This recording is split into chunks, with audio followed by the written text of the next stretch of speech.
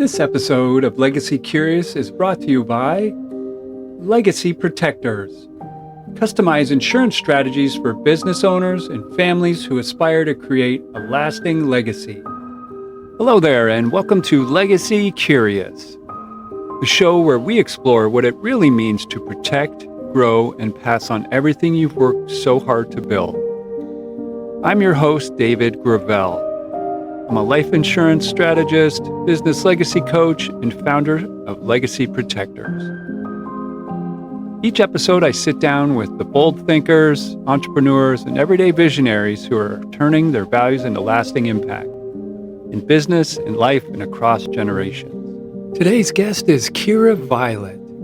Kira is a performing and visual artist who spends her time designing brands, writing music, performing, and documenting her life and work on her vlog channel. She's here to help you do the same through creative bespoke content creation kits and full brands with websites so your work can be fun, creative, and inspiring as when you first dreamt it. All right, well, hello, Kira. Welcome to the show. How are you today? Hey, David. I'm just well. How are you doing? We're doing good here. We're inside today. I've been the last handful of series here. I've been outside in the beautiful weather, but it's raining.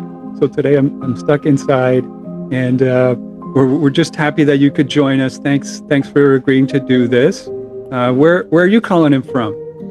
Calling in from Greenville, South Carolina, where it was the weather that you're experiencing a few days ago, but now it's hot as usual. Yeah.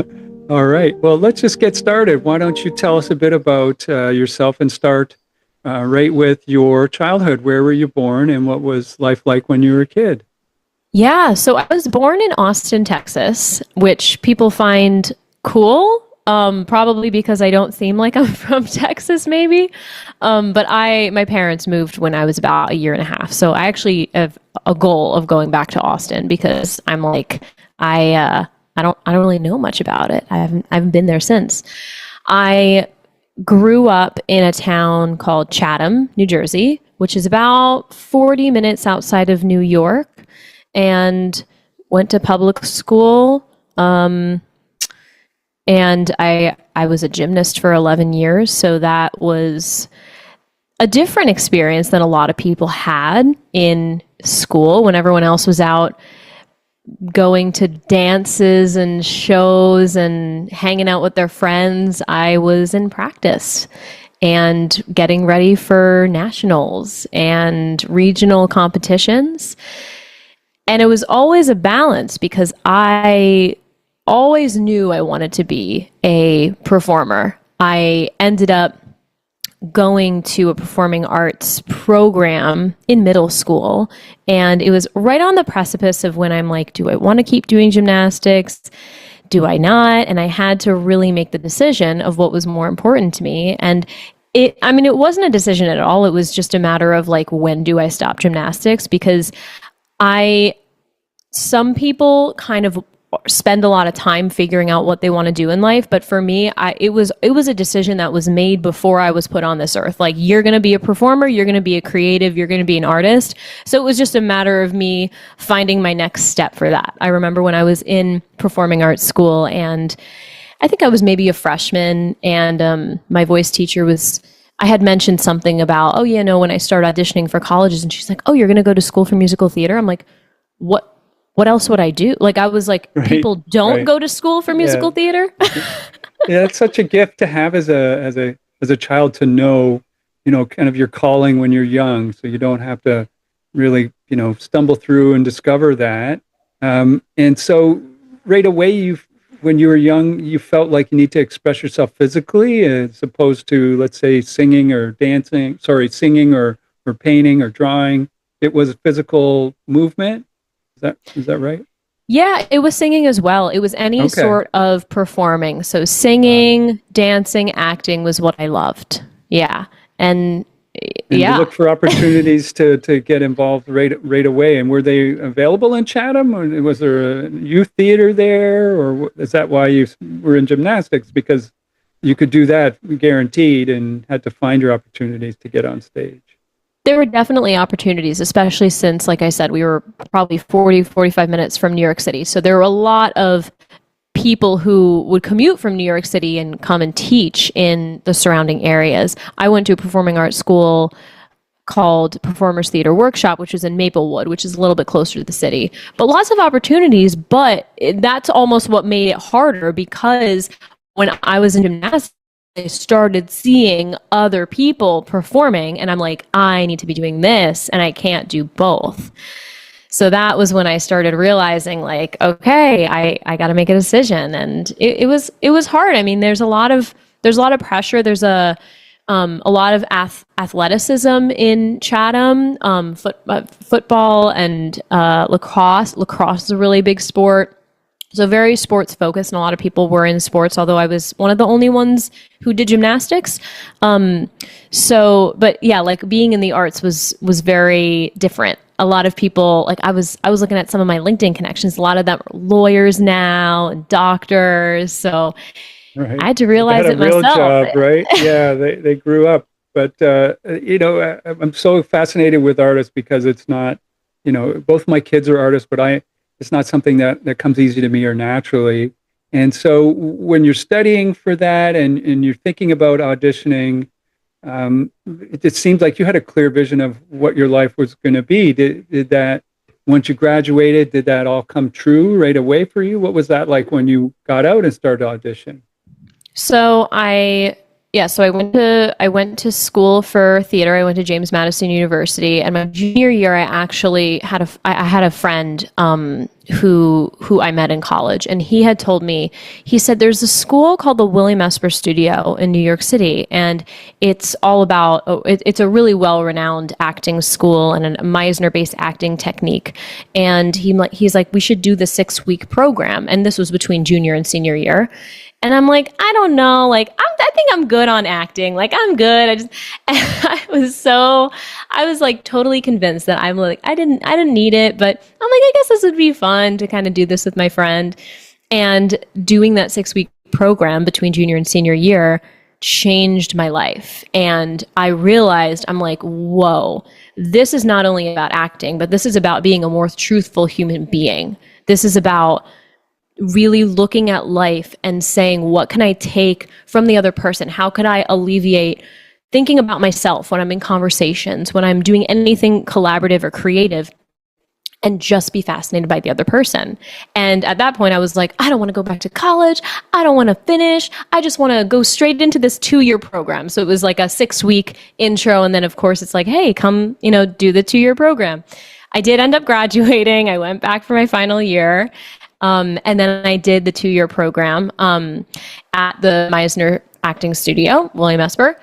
And in the meantime, yeah, I was auditioning a lot. And this was the year. So I graduated in 2018, and I ended up getting cast in a regional production of Hair. And that's actually where I met my current partner. He was a musician in the production. I was playing a role, Chrissy, and he was playing bass, and he was the music director. And that's when things started to change with my mindset of really, really asking myself. I was going into the city. I was living on my aunt's couch in Astoria and just commuting and doing the audition thing in Manhattan. And I was saying, like, do I want to spend, I'm spending 6 to 8 hours a day in waiting rooms. I was non-union. They usually see union people first. And so I'm like, is this going to get me where I want to go? Is this the best investment of my time? And of course, we all have different journeys. For some people, that has yielded exactly what they wanted. But when I started really learning about what I want and how I want to create more, I had to ask myself, is this really what I want to be doing? Do I want to be sitting in waiting rooms, or do I want to somehow create this reality myself? Yeah. Okay, so you started answering that. That sounds like a hard question, right? You're really you're forcing that split in the road for yourself, right? I'm going to take a different path. And when you started to commit to that, what was that, like? What were the first things that you just decided to do? And was that path the same one you're on now, or was it, were you still learning what would come next? how it would It was unfold. it was the beginning of the path that I'm on now, which is of course a never-ending path of how can I create my own reality. And it took me years to get to where I am today, and it'll take me years to get where I will be in 5 years, of Yeah, course. it's all a journey. Yeah, for sure. Right.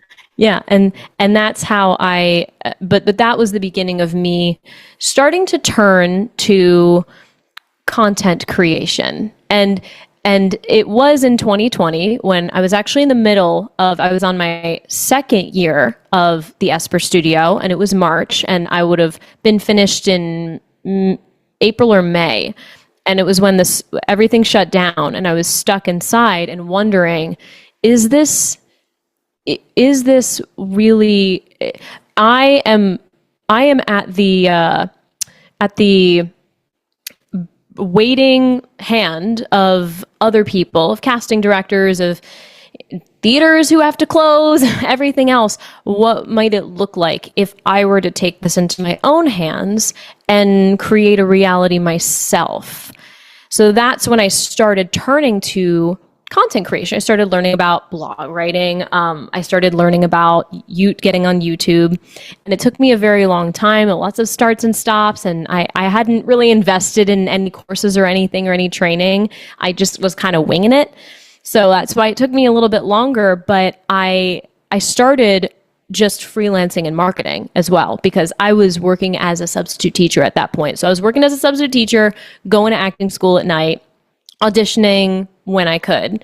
And so I said, like, how can I start making money remotely, but then audition? And I had this mindset of like, okay, well, the marketing, that's the boring part. That's the boring part. I want to be a performer.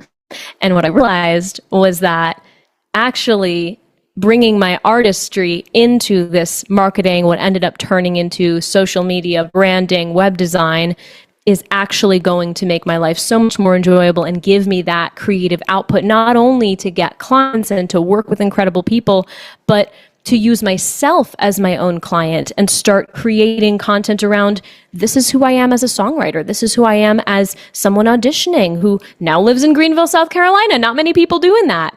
So that's when it all started changing.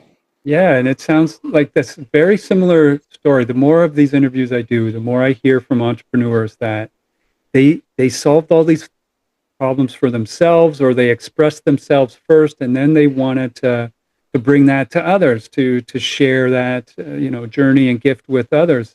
Is that what happened to you? And was that the kind of the start of your the Studio Violet, or what? I don't want to put words in your mouth there, but it sounds like you're edging up towards that.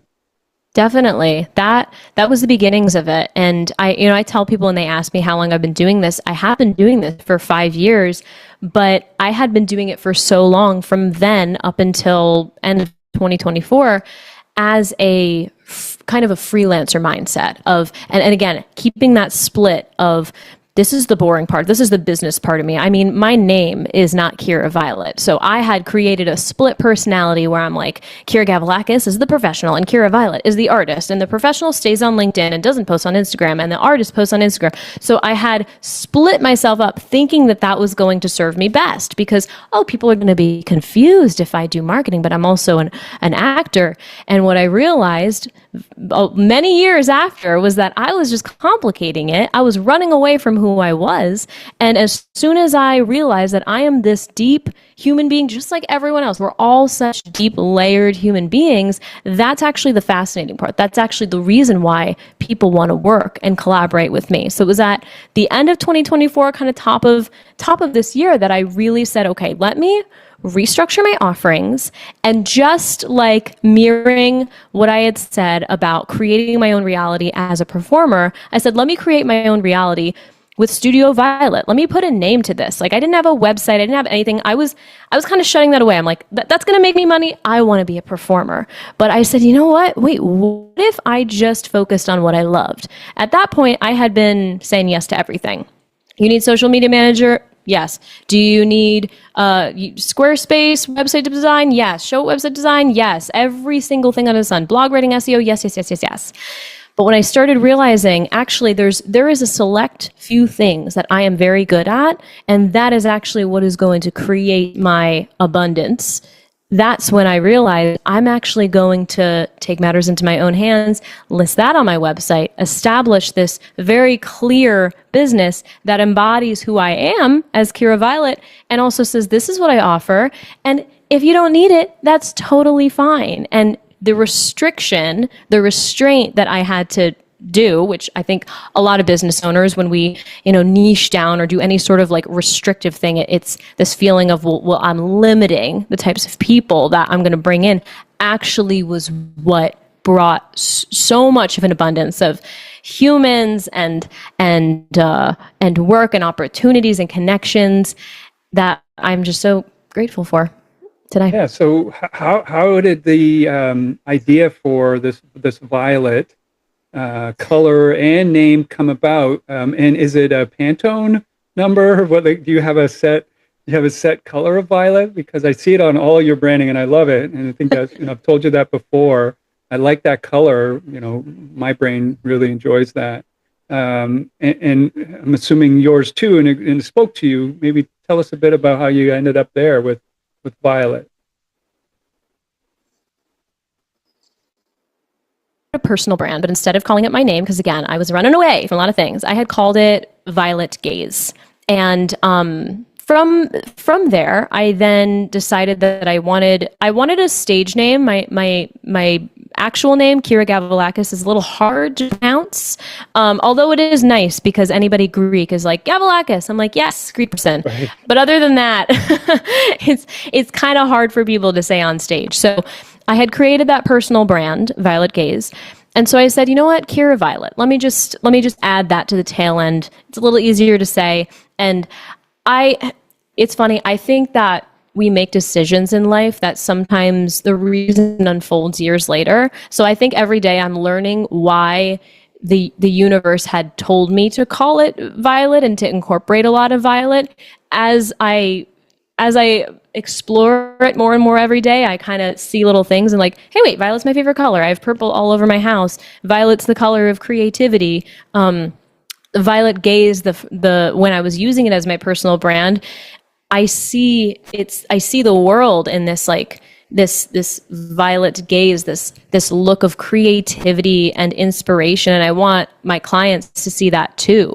And that's why I have a podcast called Romanticize Your Life. And then I didn't even really think about that until I realized like, oh, Violet Gaze, romanticize your life. And then all of the things started coming together. And so Studio Violet, when I had decided to really establish it as a business, I'm like, well, I know I want it to be a studio because studios are creative, studios are warm, studios are inspiring. And the only thing I can call it is Violet. And as you can see, like I could have called it Studio Kira, right? But I just tend to see things in a collective more, and I get attached to things that I see as sort of a pretty picture, like a little bit outside of me, which might be a good thing, might be a bad thing, might be a little bit of both. The artist in you. That's the artist in you. Yeah. Yeah, it's the artist in me, exactly. Yeah. So tell us about what kind of clients you serve. Like, who are the people that you find, you're most successful with working with and find a lot of value in engaging you? Yeah, I love working with women who are ex-corporate execs or VPs who have just started their own business, as well as any female service-based business owner. So think real estate agent, insurance agent, anyone who is doing the service-based work and either has kind of worked in corporate and they're like, I want something different, or has worked this job for years and maybe they're specifically, I always say it's those who say, I suck at social media, but I know I need to get on it. That's where the conversation usually starts. And what ends up happening is sometimes we find that, okay, well, you also don't have a brand as well. So we need to build that. And also you don't have a website. So we need to build that. But it always really starts with that feeling like we need to run away from social media. Because I truly believe that social media is an act of manifestation. I mean, when we scroll on our feeds, it's very much like the saying of you are the 6 people that you spend the most time with. It's the same with social media. Everything that you're scrolling by is going to manifest more of that. And if we create more of what we want, then we're going to bring that into our world. And additionally, a lot of people, I think, in these spaces, this audience that I just mentioned, tend to talk about themselves as like, well, I'm not really creative. I'm not like, I don't do social, like, I'm not creative, or maybe they love painting, but for some reason they'll be like, I'm not creative. Like I'm an HR consultant. Like, this is the boring part of me. And like, I really love painting. I'm like, no. But social media is actually the bridge to all the creative stuff that you like. And you can talk about HR consulting. Like, you can do both. So those are the sorts of women that I love working with, who are in this feeling of like, I hate social media. I know I need to be on it, but I'm not creative. And I feel like I'm working this job and I do like the work, but like, what does my day-to-day look like? I don't feel like I'm doing what I see I really want to be doing. That's the dream.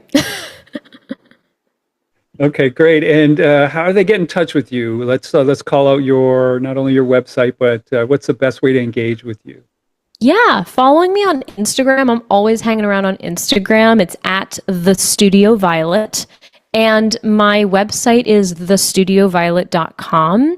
The first touch point I usually have is for those to book a fit call with me, because I always want to make sure that we're a good fit. Like, if we're not a good fit, if they're not in a space where I can help them, I will say, hey, that doesn't quite sound like what I can do, but let me maybe refer you to someone else. So that's a call. So I feel comfortable being able to serve them, so they feel comfortable understanding my energy. It's a very specific energy. And if they don't fit with that, that's totally fine. So they can go there. And booking a fit call is just thestudioviolet.com/contact. Okay, and we'll have all that in the description. So if anybody needs to, just click on that. It's an easy way. All right, talk to us about some of the, maybe new or events that you have coming up. What's around the corner for the Studio Violet?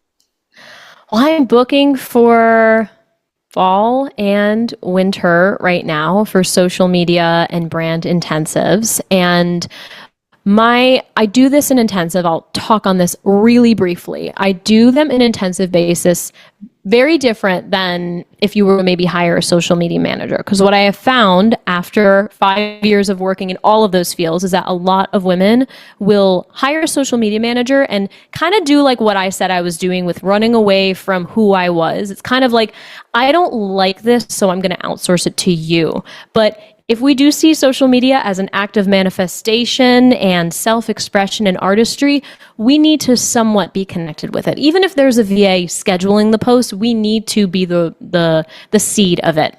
So I do this in intensives because I want to arm them with all of what they need to do this themselves, or to have an assistant do it for them so they know how to create really truthful content. So I'm booking intensives right now for fall and winter.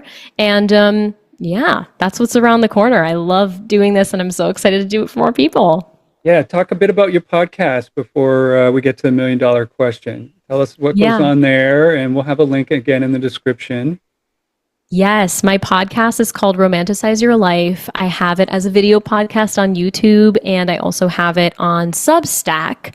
And so that helps. If you sign up for that, you get an email every time it comes out, which I like because it's a little easier to go in your email and click through things. And I talk about, you might think I talk about, how to post a reel and how to do that, but it's really just about the mindset of content creation, social media, branding yourself, and just romanticizing your life. Because that's ultimately what I think the people I work with want to do, is they want their day-to-day to look and feel beautiful, and they want their work to look and feel beautiful. And when you have a brand that you feel like fully embodies who you are, and a social media channel where people say, hey, what's your social media? And people want to whip out their phones and they're so proud of it, or they're like, oh my gosh, go to my website, I love it. Like, that's my dream. So I talk about the mindset of being a creative human being in whatever sort of work you do, and really connecting your lifestyle to the content that you put out there.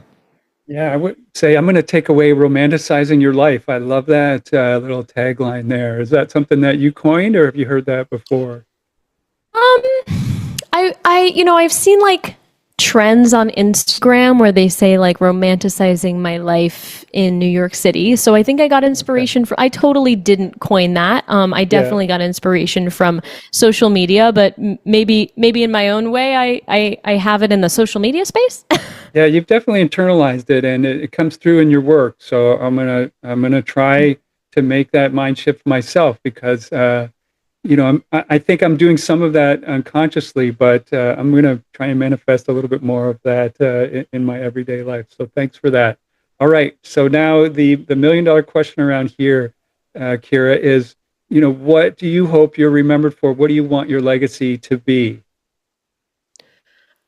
I want people to look at the work that I've created, be it playing roles, singing songs, making designs, and I want it to help them give themselves permission to feel the feelings, to feel whatever that comes up when they see it. I remember when I was in the Esper studio, I had a voice and speech teacher, Nancy Mayans, and she said, people go to theater. They go to Broadway shows because they want to see other people feel the feelings that they might not have permission to feel. Even when we go on Netflix, like we want to see people struggling because we're not the only ones. I'm not alone. And if I can inflict that, evoke that on other people and give them the permission to feel the feelings and have whatever emotions that come up for them come up, be it laughter, crying, anger, and just say like, it's okay because I see someone else doing that, leading by that example.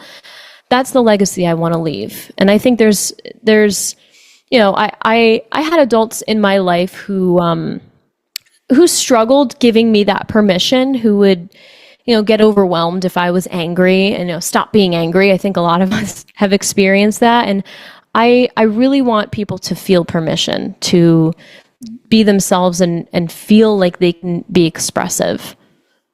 Oh, well, thanks for that message here. Hopefully our audience kind of took some more permission and inspiration from that. I know personally I've just gotten that sort of support from a book that I read by Jen Sincero called You're a Badass.